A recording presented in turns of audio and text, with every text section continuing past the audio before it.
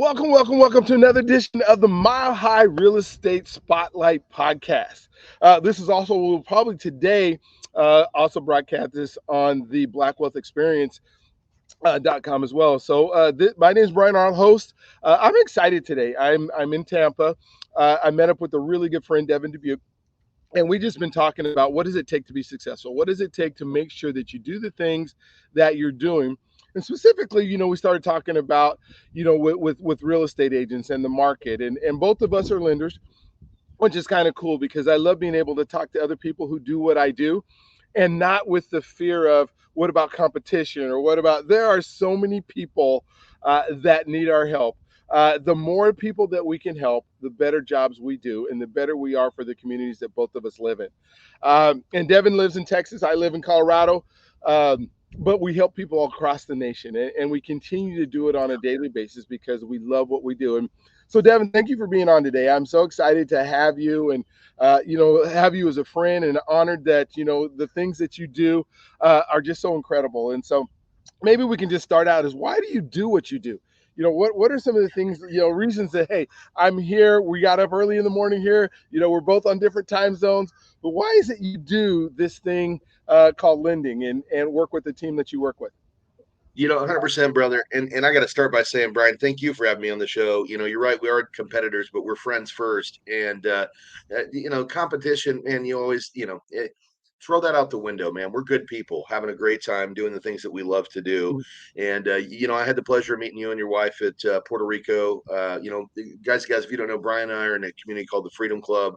And we're just a group of really, inspired people that are looking for ways to help people in this community on both the home buying side and the agent side find great success in everything that they do. And we've created a friendship through that. We've been inspired to do things with our businesses because we're in this group. And I know Brian's, I think I kind of know your why. I know, you asked me my why is, and it's a lot of things. I got started in this industry back in 2001. And man, when I closed my first transaction and helped somebody, back then it was more debt consolidation. I was doing refinances in 2001. And, the people that I was working with, a lot of the times they'd found themselves in financial debt and they needed help. And they needed somebody that they could turn to, and I was able to utilize lending as an opportunity to extend that to them. Help them take their debts and consolidate them down into a payment, and a lot of times save them thousands of dollars a month. I remember one time I had a customer, Brian, who said, "You just saved my marriage." And at the end of the day, I know what she meant. Of course, it didn't save her marriage, but they were struggling and they were having a hard time. And that one, man, that hit home to me. That really hit home to me. But later on in my career, because I've been doing this for a long time, and now I have a group of people that rely on me every day.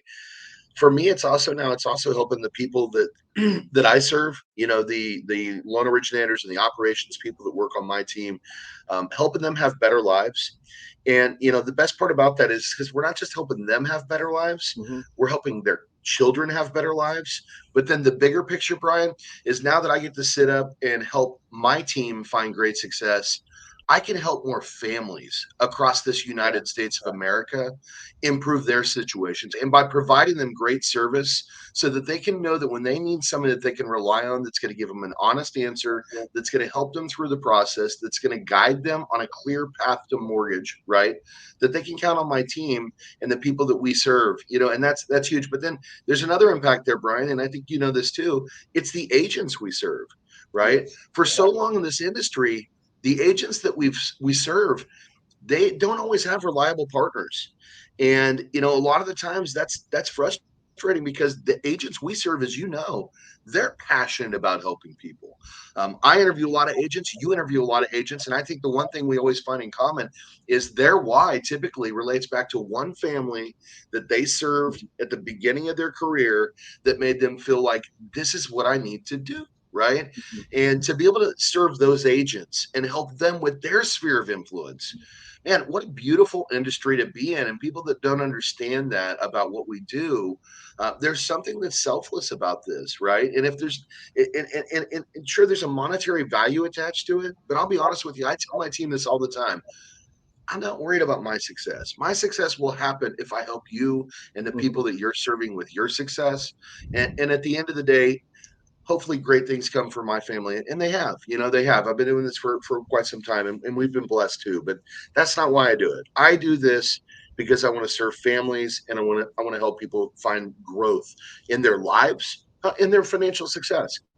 Oh, that's so cool. And so, yeah, you think about that. You think about how cool it is to be able to help people to walk in to change people's lives. Like you said, I didn't probably save their actual marriage. I mean, their marriage has lots of components to it, right?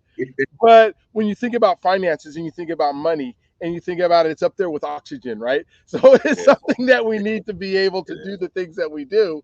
You yeah. probably did, some of the arguments that families have and some of the things that they talk about all the time probably all resolve around, being able to figure out expenses and money.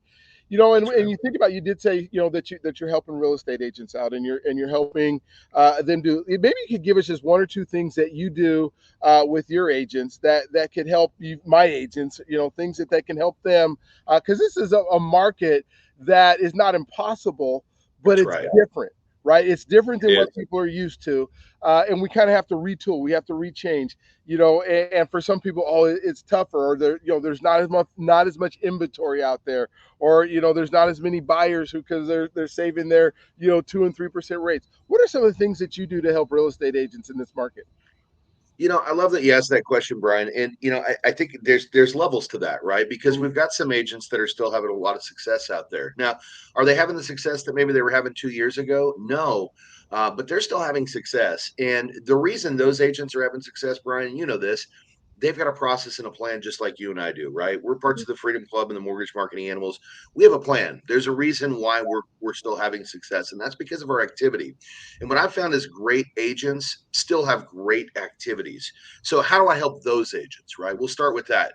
We help those agents by providing them a better process, right? One of the things that we always talk about, because we typically work with the buy side agents, obviously we those lead the listing agents, right? But Mhm. when we engage in a process with our buyers agents, we like to do a lot of things for them. Number one, we're going to follow up on their leads, right? So when they send something over, they don't have to question whether it's going to be called. In fact, not only are we going to call them, but we're going to call the agent back and let them know what's going on with that lead. And we're going to follow that through the process. In fact, we follow up with our leads literally until we get them to the closing table, right? You Yeah. know this. Every Thursday, once we have a customer pre-qualified, we're calling that borrower and we're making sure that they're still engaged, they're still interested. But guess who's the next phone call for us?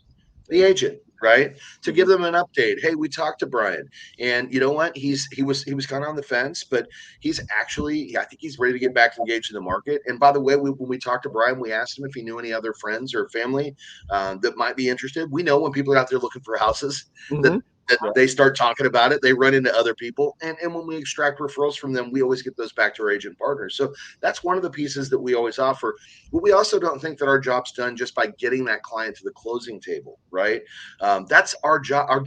We have to do that. That's a non-negotiable. We get on the closing table all the time. What are we even doing in this industry? Mhm. No, we want to make sure that not only are we trying to extract some business for them that we can share during the transaction, but even after the transaction, we're going to follow up with the customers that we've served together, and we're going to see if we can extract something to get back to them throughout the year. We touch those customers by phone at least once a quarter, but we're doing email campaigning and text campaigning. And if that borrower decides they want to come back to market, or if they have somebody else that they know, we bring it right back to that agent and we share that with that agent so that they can have successes as well.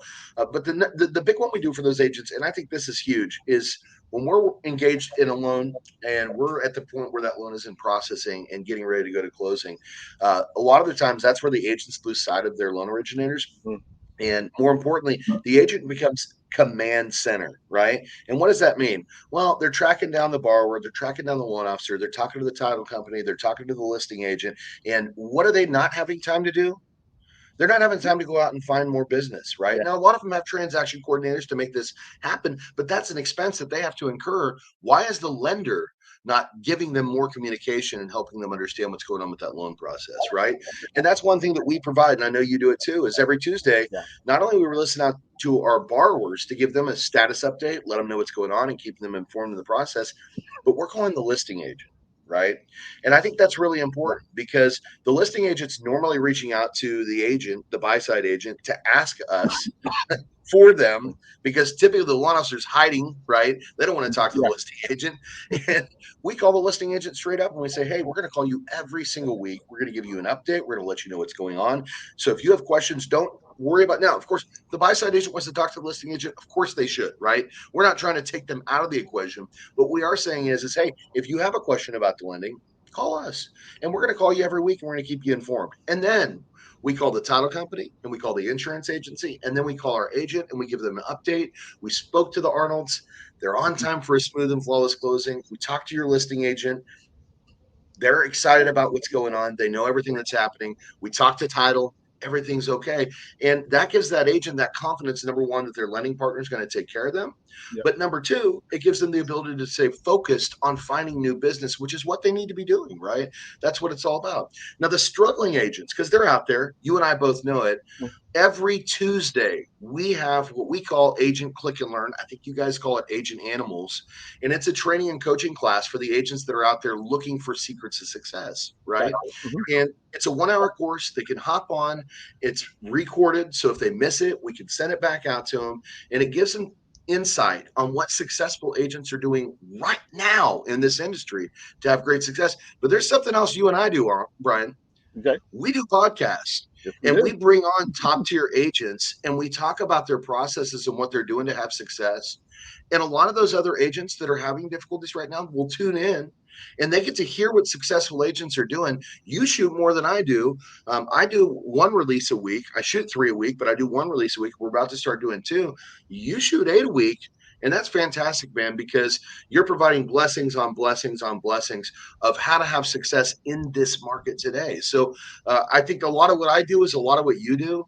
And that's why we're such great friends, man, because, we're out there high five and doing the same stuff in 2 different parts of the world, right? Absolutely. And Devin, there's just there's some principles. I hear, I've understood that success leaves clues, right? And if you can find the clues to success, it doesn't matter what industry you're in, whether you're an agent, whether you're doing what we do, whether you're a car salesman or you're It selling doesn't matter. yeah, I guess not typewriters anymore, right? Or computers or something like that. That's going to be a Those hard racket, Brian. If you're selling typewriters, good luck to you, my friend. why did that even come into my mind as if I've used a typewriter in 20 some years? I think that's just, you may have never used a typewriter. I 100% have used a typewriter, sir. I, I'm 47. I'm not that Yeah, young. no, you can't be 47. I'm thinking of all those years. But it's essentially schools. What like three principles of success? Three things that you could think of that somebody could do on a daily basis of the habits that we create. I know that it says it takes 21 days to create a habit, but if our habits are what create our success, what are some three That's right. success principles that you might be able to share with folks that they could get on right away immediately?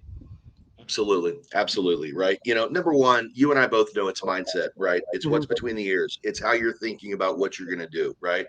And so, how do you create that great success when you are just getting started? That's the hardest part, right? Because first off, you got to figure out what you want to do. And hopefully most people are aligned with what they want to do, right? Mhm. I know this is what I want to sell, or I know this is what my passion is about. I want to start a business and this is what I need to do, right? So the first thing that you have to do is you got to create a process. That's insanely important, right? You have to know what your goal is and how you're going to achieve it. And that's part of the process. For me, I start by getting up in the morning with another group of like-minded, like-hearted people like myself in this industry. And I utilize that as a mastermind group, right? We're Mhm. talking about things that we're doing. We're talking about successes. And that motivates me, right? That motivates me. I'm already motivated. I think you know that. I'm a very motivated guy. But having that ability to spend time with other people that are creating success, that's important, right? Because if you're not doing that, you need to be listening to podcasts about the industry that you're in or the businesses that you want to do, or financial success podcasts, or reading books. You need to be generating, right, new ideas daily, right, that you can utilize to implement success in your business. The second thing is I did a couple of things. Another thing is once you've designed a process, you know what you want, and you're educating yourself, right, daily. It's about making sure you're doing it consistently. Consistently, You right. have to have consistency and persistence. And this is the biggest problem that most people have. They do something for a short period of time, they expect big gains right away, and they don't see the gains from their activity and they stop. Hmm. And that is the worst possible thing you can do. You know as well as I do, I started my podcast a year ago. It took time to build the people that follow us, Yeah. right? It took time for people to tune in. You know, you get one review and you're like, man, does anybody even listening? Right. The thing is you have to realize it doesn't matter if anybody's listening, right? It doesn't matter if anybody else is following yet. It takes time and consistency. And, you know, I heard it was Kevin Hart speak the other day, and he said something was awesome. And he said, doing something over and over and over and over and over again and not seeing the results immediately is real hard. Hmm. He said it's real hard, right? He's right. It's hard because you start questioning in your mind, am I doing the right thing? And the funny thing is the haters on the sideline, you know, they'll tell you you're not doing, what are you doing? You're wasting your time. Why are you even doing this? Right? It happens, right? It's unfortunate, but it happens. You got to tune that out of your mindset, and you have to know that what you're doing is going to create great success. And you just have to stay consistent and persistent and grind it out every single day. And eventually you see the results. And that's where most people stop. And I think the best analogy that we found is the gym analogy, right? Hmm. You know, you go to a gym, you don't start lifting weights day one and walk out and go, well, I didn't lose 30 pounds and gain a bunch of muscle. This doesn't work, Yeah. right? We already know it doesn't work like that. You've got to go consistently every single week and do the same things over and over and over again to see the gains, right? Well, why do we think that we can start a business or start doing a process and get results immediately, right?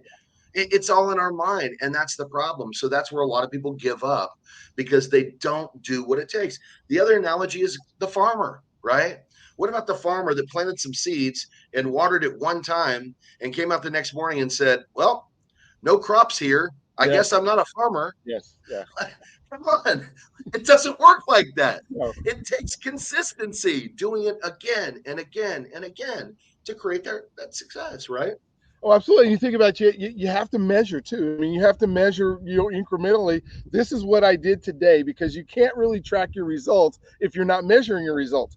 And That's so, right. That's as right. you're being consistent and you're doing these things, and I think that's where people kind of lose sometimes is because they'll do it over and over again.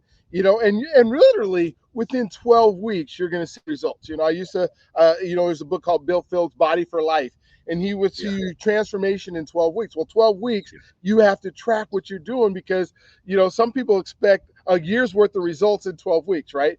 But if you can incrementally look at what you've done, you can see gains, which gives you the confidence to continue to move on and move on and move on. That's it. People tend to go That's off that shiny dangling thing that says, oh wait, this didn't work, so let me try this next thing.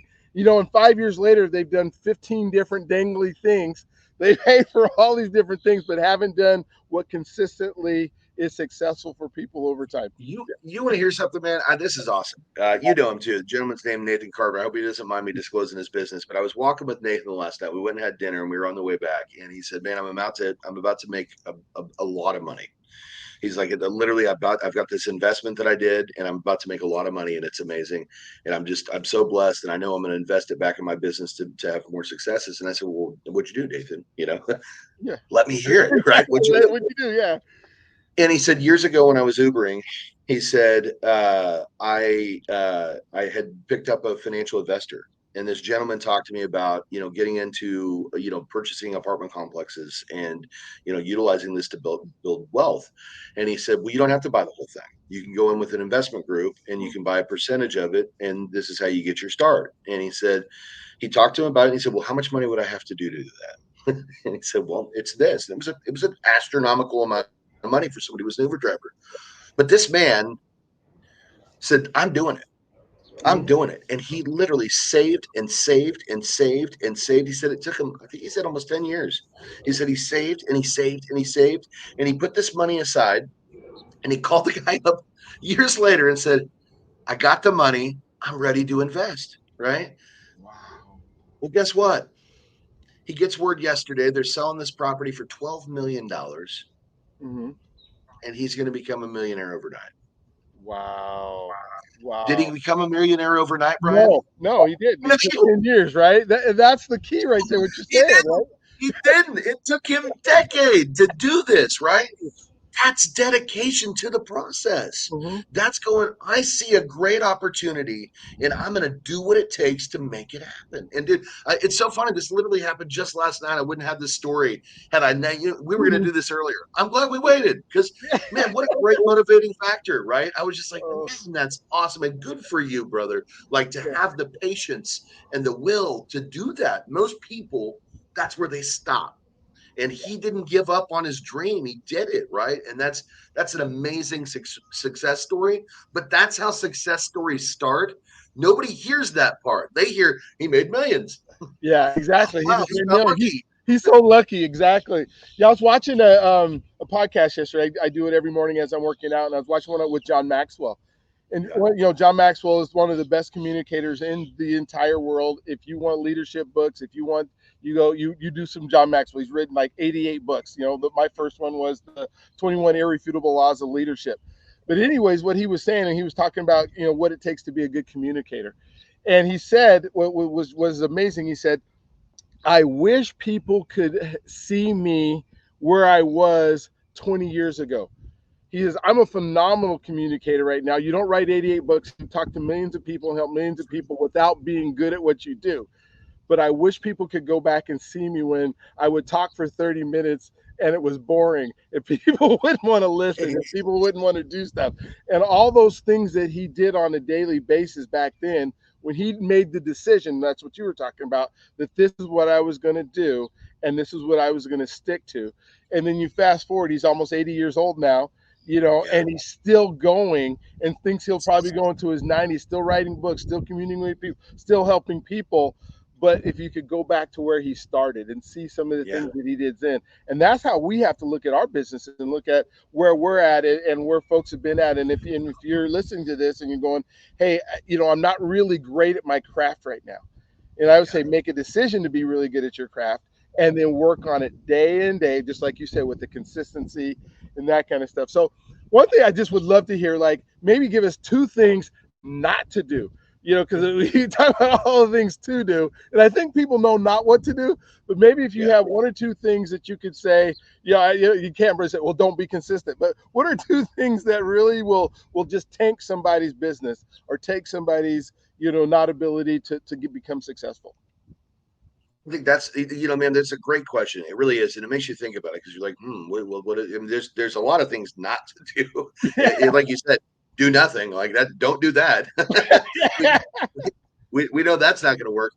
I think for most, and it starts here, is mindset. Right? Don't let anybody else make you not believe in what you believe in. Don't listen to the haters on the sideline. I said it already, but that's the most important part, right? I don't care what somebody else says about me. I don't care what somebody else says about my process. I don't care if somebody tells me that I'm going to fail. It doesn't matter because I know what I'm doing. And look, mind you, you have to have a plan that's Yeah, successful plan, right? yeah, At the end of the day, you have to know that what you're doing will create results. That's important, right? But believe in that and don't let any of the haters tell you that it's not going to work, right? I think that's the number one thing, number and that's one. where most people get stuck, is in here, right? It's not in the fact that they're capable of doing the activities. It's the fact that they're scared to do the activities because they're scared what other people will think. And it's got to stop right there, right? It's got to stop right there. But the number two, and this is great too, and this goes back to similar things, don't listen to unqualified people, right? Woo! You, yeah, our mentor Carl Woo! talked Lenny about sitting this. on the corner, right? Yes, Giving everybody advice. that's it. That's it. There's so many people out there on social media specifically that are giving advice Mm-hmm. that are not qualified to give that advice, right? So at the end of the day, if you're listening to somebody who's unqualified, who's telling you that what you're going to do isn't going to work, or that's telling you that you should do this because it works, but they've never done it or it's never worked for them, right? Mm-hmm. Why are you listening to those people? You have to tune that out. You have to make sure that the people that you know that you're listening to are qualified to answer that question. Brian, you're qualified if somebody says, hey, how do I run a successful podcast? Well, you do it every single week. Guess what? I'm going to take your advice. If I go, well, Brian knows how to do a podcast successfully. He does it every week, right? Hey, how do I close a loan? Brian, you close loans all the time. Mm-hmm. You're qualified to answer that question, right? The same situation with me, right? Hey, how do you run a successful branch in this country today? I'm qualified to answer that question. I do it, right?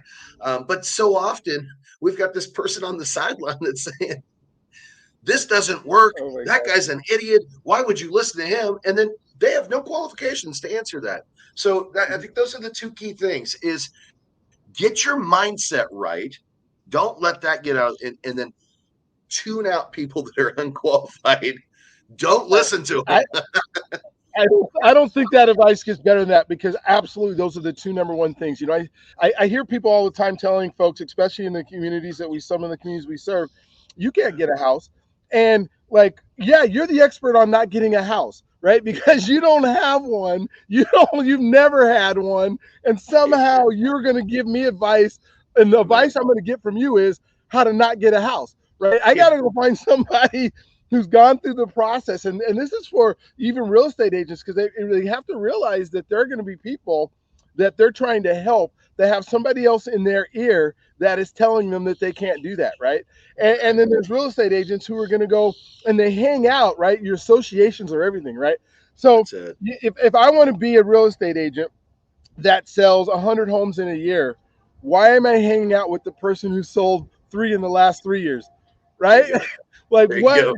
How is that going to help me to learn what it takes to do 100 homes in a year?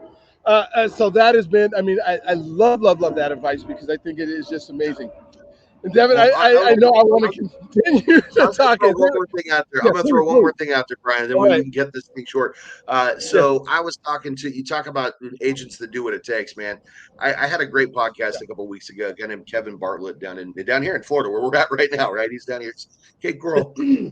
And he jumps on my show, and the guy's closed 291 loans in the last 12 months in this market. Woo! He's an independent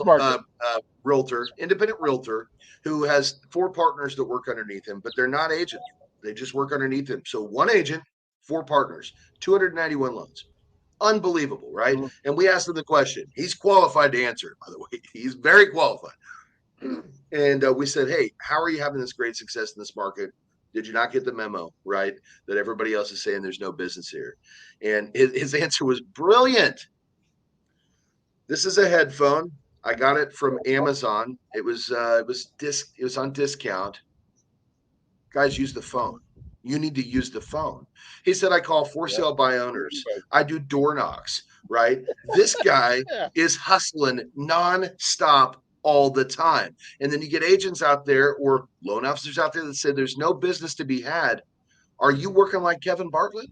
Because let me tell you something. Kevin Bartlett didn't get the memo because he's doing so much activity. He's having tremendous success in a market where a lot of people are failing. That's because the man knows how to work. It's old fashioned. Get your butt to work and get it done. Amen on that. I mean, you think about the folks that are working the hardest, but they're working smart, right? He's doing the things that he found out that somebody else did, that is continuing to do them consistently over and over again. So we're not saying there isn't a plan. We're not saying there isn't things that you need to do specifically, and you need to learn what those things are. But the consistency of doing them on a daily basis, not giving up, making sure that you're right around the right associations, those are the keys to success. And what's funny, Devin, is those haven't changed. This is not like we're espousing this whole new information that is like earth-shattering, mind-breaking. Well, we're gonna blow your mind today on this new dangly thing that's gonna help you be successful. We're just reminding you by doing this every single day. I have to get on a podcast or listen to somebody or read a book or something every single day, because my tendency is to go off and to do something else, or my tendency is to maybe get lazy at something, or my tendency is to listen to other people if those other people are around. And so I have to protect those things. I have to protect those associations. I have to continue to learn and put stuff in my mind, because I know those are the things that are going to create success. Those are the things that are going to. You got it. You got it. I love it. I love it.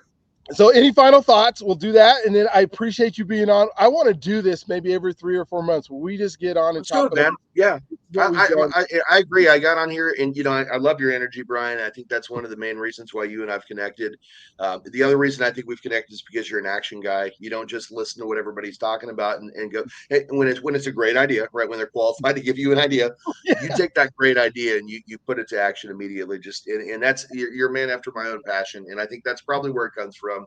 At some point in life, you became very passionate about life in general and helping people, and that's a big part of who you are, brother. And I have a lot of respect for you and your wife too. She's amazing as well. Like I said, we got to meet in Puerto Rico. So closing thoughts. Hey, if you're out there and you're looking for having, you're struggling in whatever it is, and it doesn't have to be real estate. In life in general, if you're struggling, right? If you're struggling and you're looking for answers, make sure you're talking to the right people, but make sure your mindset's right. Make sure that your mindset's right. And I'll tell you where a lot of that starts. It starts like Brian's talking about putting yourself around the right people. I'll be honest with you, and I'll leave you with this.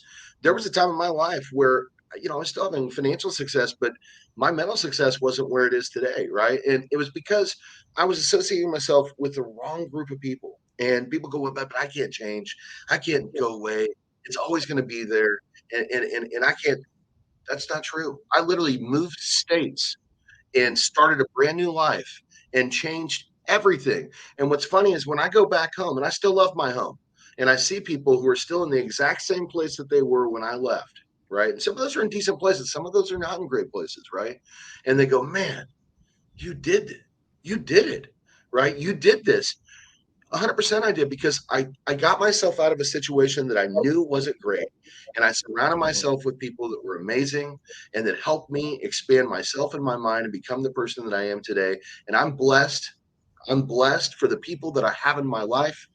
And you can too. So if you're in a bad place in your life, something's not working, think about who you're associating with. And maybe it's time for a change. Hey, absolutely. And like I said, thank you. It has been just a pleasure to have you on. I can't wait to come down to Texas and visit you and just Let's spend some go. more quality time together because I'm going to like-minded Denver, man. I love Denver, brother. yes, I love it. And just to remind everybody, the three things that I say at the end of every single podcast is one, you can do this. Whatever it is you're trying to achieve, you can do this. You deserve this. You deserve this. Just like every other person on this planet, every person that's in this country has the ability to get stuff done. They just need to be around the right people to be able to do it. And thirdly, let us help you. That's the one thing that people I think sometimes tend not to do is get the help that they can get. And there are so many people that want to help you during your journey, to help you get through your journey, that want to help you with the right steps to be able to do what you need to do so that you can win. So make sure you do that. So you guys have a wonderful, awesome, just incredible day today. I can't wait to talk to you guys tomorrow or the next podcast that we do. And thank you again, Devin, for being on. We sure appreciate you. Thank you, Brian. Thanks so much. We got to link arms because we're better together. I love it. I love it.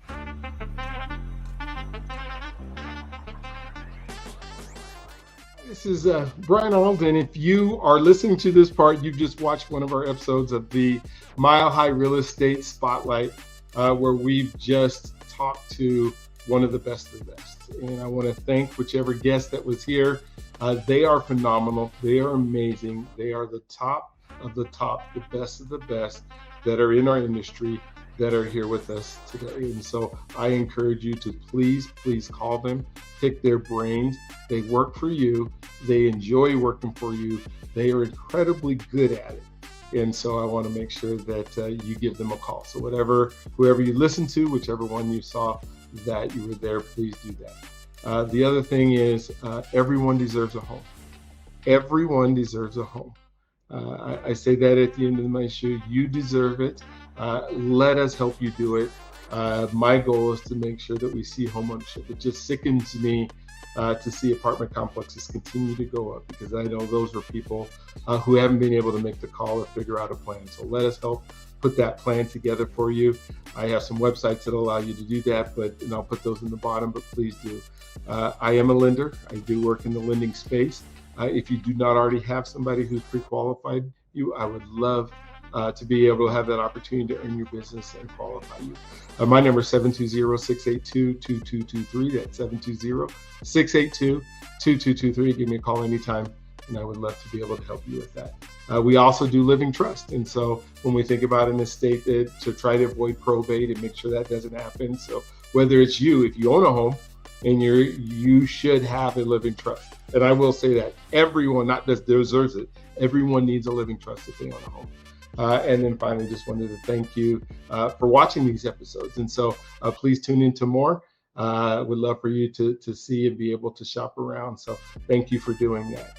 Again, I want to make sure that you know that you can do this, you deserve this, and let us help you make it happen. You guys have an awesome, wonderful, awestruck, incredible day today.